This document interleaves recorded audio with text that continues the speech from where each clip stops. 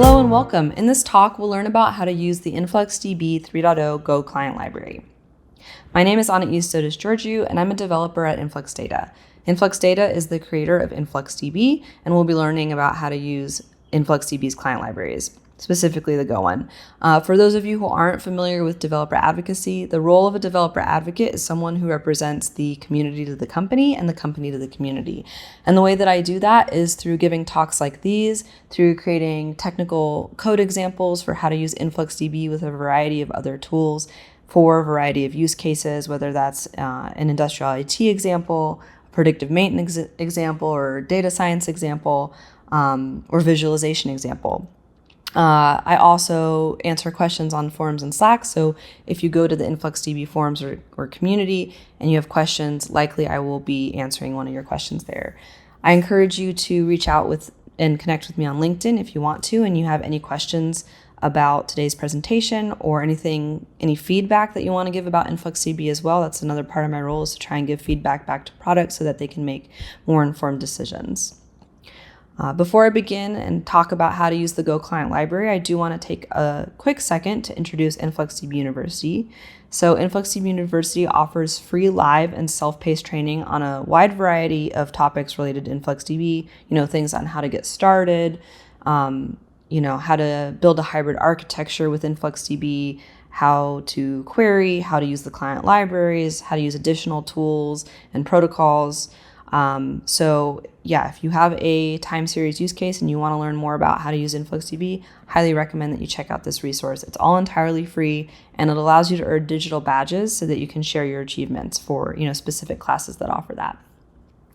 And before I go into how we are going to use the Go client library to query and write data to InfluxDB, I wanted to take a step back and just kind of talk about time series data in general, because it's kind of necessary to give us some context for why it is that you need a time series database. So what is time series data? Well, time series data is any data that has a timestamp associated with it. So probably one of the most classic examples of time series data is stock market data. And the other interesting thing about time series data is that individual points are not really that valuable, right? When we think of like a single stock value, not that interesting. What we're really focusing on is the trend of stock over time. That's interesting because it helps us determine whether or not we should buy or sell. So really, time series data is a sequence of data points, and that makes it quite different from data that you would store in a relational database, which usually like one point or one record is really, one row is really everything that you need. And this is also true of any IoT data. Industrial IoT or IoT data can include anything that's coming from a sensor. So that can be vibration, temperature, pressure, humidity, concentration, light, velocity, etc. Anything that we are measuring about our physical environment with a sensor is likely time series data. We also get a lot of time series data coming out of the virtual world, whether that's DevOps monitoring, whether that's application monitoring or performance monitoring, network monitoring. That's also a huge source of all time series data. And time series data usually falls into two categories: metrics and events. So metrics are usually predictable and they occur at the same time interval. So if we were to think of an IoT use case, maybe we have a sensor that's on a robot and we are looking at the vibration of this robot. So we have a vibration sensor. So we might be pulling the vibration sensor at a rate. We're getting a reading per second from an accelerometer, let's say. So in that case, that's a metric. An event, however, is an unpredictable type of time series data. We cannot derive when an event will occur, but we can still store the event data. And in this case, we might be thinking of something like a machine fault alert. We don't know when that machine will next register for a fault, but we can store that event, that time series event, when it does. One interesting relation between events and metrics, though, is also how we can transform an event into a metric. So if we did a daily count of how many machine faults occurred, then we would be getting a regular count of 0 or more, and we'd get that reading every single day. So then we'd be converting that event into a metric. So what is a time series database? Basically, a time series database has 4 components or pillars. The first is that it ingests timestamp data, time series data. So every data point in a time series database is associated with a timestamp, and it allows you to query in time order. So that's similar to a data historian. One big difference between data historians and legacy tooling like that in InfluxDB is the lack of vendor lock-in. Especially with InfluxDB v3, we're really focused on interoperability with other tools, and eventually even being able to allow you to later this year to query Parquet directly from InfluxDB so that you can use it with other machine learning tools, for example, and also put it into other data stores as you need. So one component of a time series database is ingesting time series data. The other is accommodating for really high throughput. So in most cases, in time series use cases, we're going to get really high volumes of batch data or real-time streams from multiple endpoints. So you're thinking thousands of sensors or sensors with high throughput. For example, if we think of specifically that vibration sensor that we were talking about earlier, an industrial vibration sensor on average can be up to 10 kilohertz per second. That's 10,000 points every second that you'd be writing. And you'd want to write that not just for that one sensor, presumably, but for multiple. So you can see how the throughput requirements for a time series database has to be able to be really high. Additionally, makes sense that if you are writing a lot of data to a database, you also want to be able to query it with the same sort of efficiency. And specifically with time series, you want to be able to do things like have access to performant aggregations over time, whether that's averages, sums, global minimums, and maximums. So you need to be able to scan over large ranges of this data and return the results very quickly. And last but not least, you need to think about scalability and performance. It should be designed to scale horizontally to handle the increased load that is often associated with time series use cases, often across distributed clusters of machines. So let's talk about InfluxDB 3.0 specifically. So this is what our architecture diagram looks like for the 3.0 build. Basically, we really believe in open architecture and open data format, which means that we are part of the Apache ecosystem and contributing to those upstream projects. So InfluxDB is built on Data Fusion, and Data Fusion is the query execution framework that allows InfluxDB users to query InfluxDB with SQL. Then we have Apache Arrow, and Arrow is what we use for our in-memory columnar format. And columnar format is really well suited for time series use cases for multiple reasons. The first is that oftentimes, especially when we are monitoring our environment and we're looking to monitor changes in our environment, that means that we'll also typically have a lot of repeated values. So if we think of monitoring, for example, the temperature of a room, most likely that room temperature is going to be the same. So we're going to have a lot of repeated values. And if we store things in a columnar format, then we get really cheap compression there. Additionally, you're likely going to want to perform things like find the max and min values across, millions and millions of points sometimes. And so not having to scan through every single row in order to find, global mins and maxes make time series additionally really well suited to a columnar format. Then our durable file format is Parquet, and we're also branching out into leveraging Iceberg as well. And for those of you who are familiar with Parquet, you'll know just how efficient it is and how much cheaper storage it is than something like CSV as its counterpart, for example. And being able to eventually have a feature come out where we'll be able to query Parquet directly from InfluxDB and use those Parquet files for further data processing or in conjunction with other machine learning tools just really increases the interoperability of InfluxDB. So today, though, we're going to focus on the Go client library. We're going to talk about what it is, then the requirements to actually use it, and we'll learn about how we can write data to InfluxDB v3 with the Go client, and how we can query. And last but not least, I'll share some resources and some places that you can get additional help if you have any questions about this presentation. So what is the InfluxDB Go client library? Well, it's essentially a software package that provides a set of tools and functions that allow any InfluxDB user using Go to write and query to InfluxDB v3.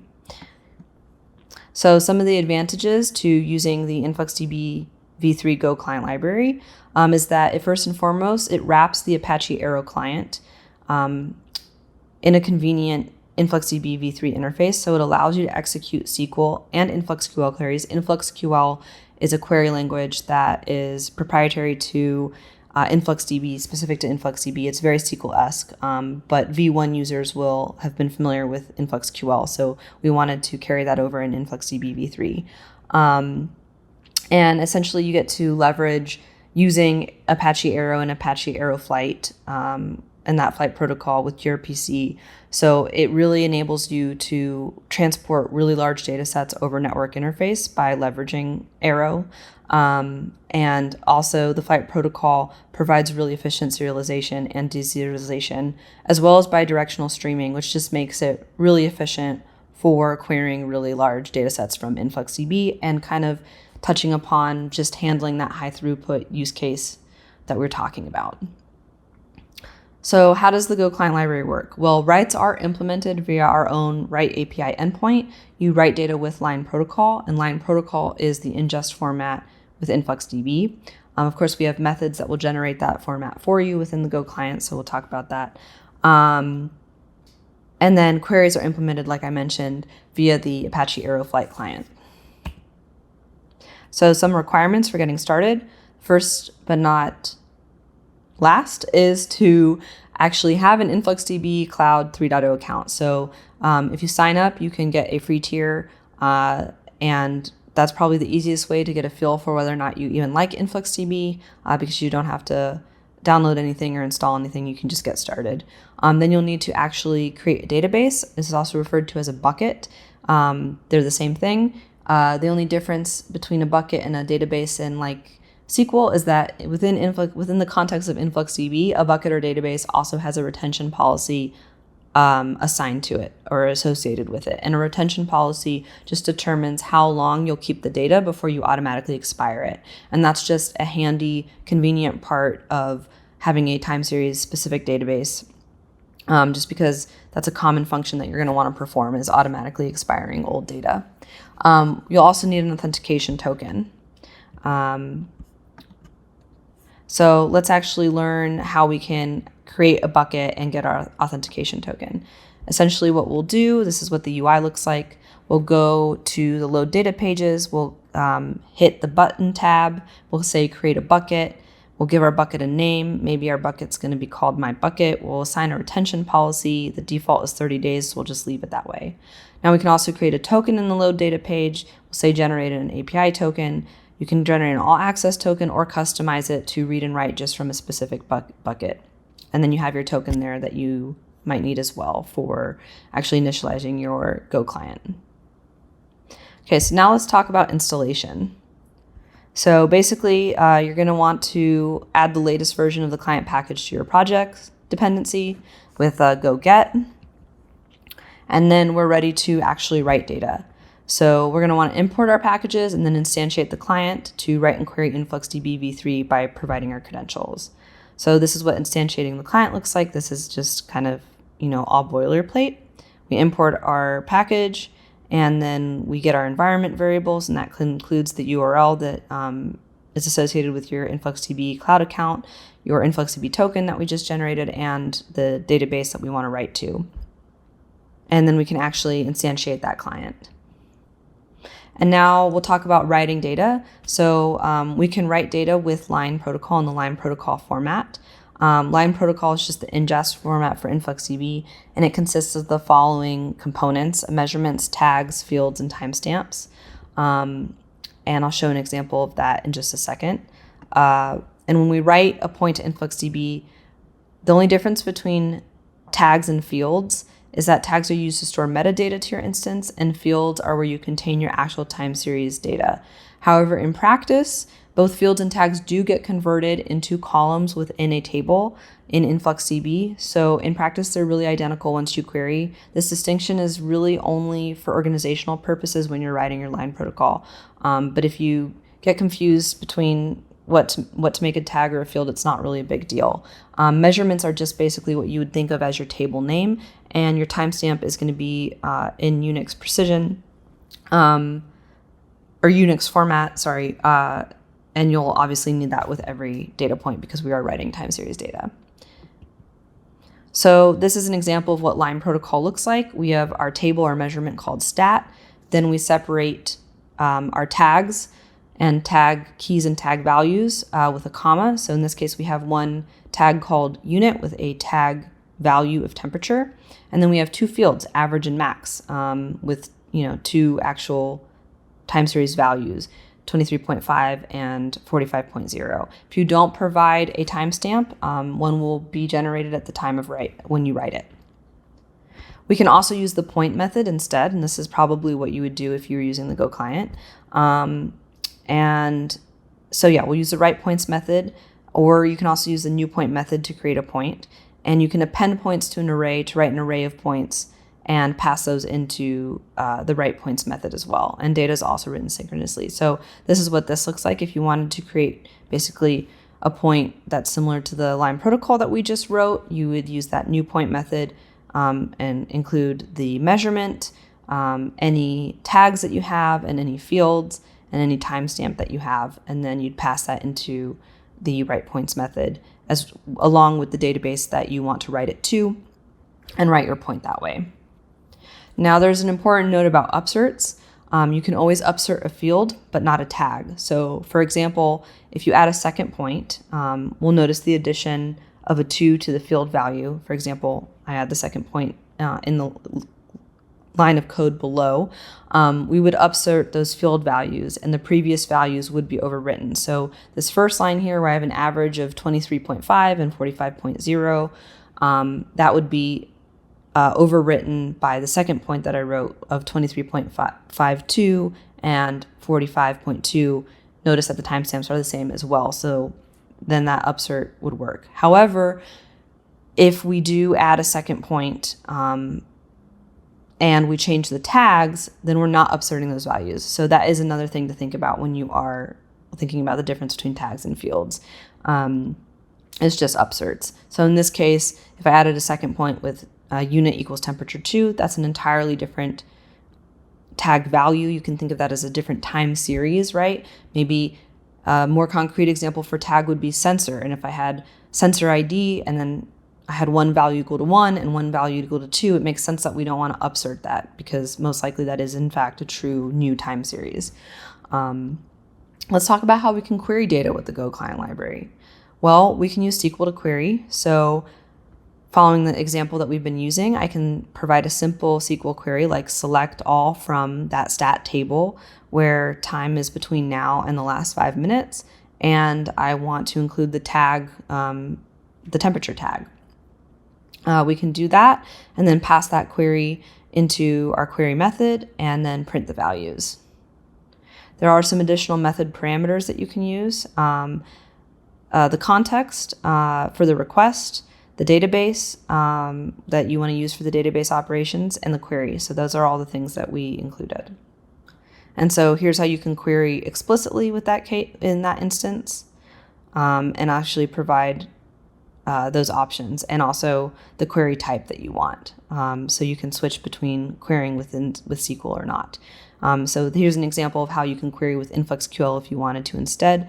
We're using this InfluxQL command called show measurements, which would show all the measurements or tables within our database. And we are specifying that query option to be InfluxQL instead of Flight SQL, and able to return all of our measurements. And similarly, here are some method parameters as well. I encourage you to check out all full code examples at the Influx community org. So the Influx community org on GitHub contains a variety of examples for how to use InfluxDB with a bunch of projects on everything from IoT to data science and machine learning. I highly encourage you to go there, because if there's something that you're looking to do with InfluxDB, there's a high probability that we've already created a sample project, which is a great place for you to get started. Last but not least, I wanted to share some final resources for getting help. The first is within the Influx community. That's where all of our client libraries for V3 are maintained, so please go there and take a look at it. Also, our Go client library documentation at docs.influxdata.com. Just make sure that you are using the right documentation for the right product by selecting your product in the upper right hand before you continue using the docs. And last but not least, I want to encourage you to please join our community Slack workspace and participate in all conversations about InfluxDB, Go, Python, whatever language you're using, and any questions that you have about time series in general.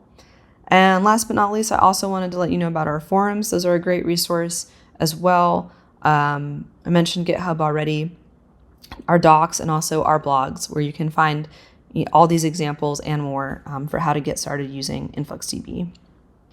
Last but not least, I want to encourage you to try the free trial and get started for yourself. You can scan that QR code to learn more about how to use InfluxDB.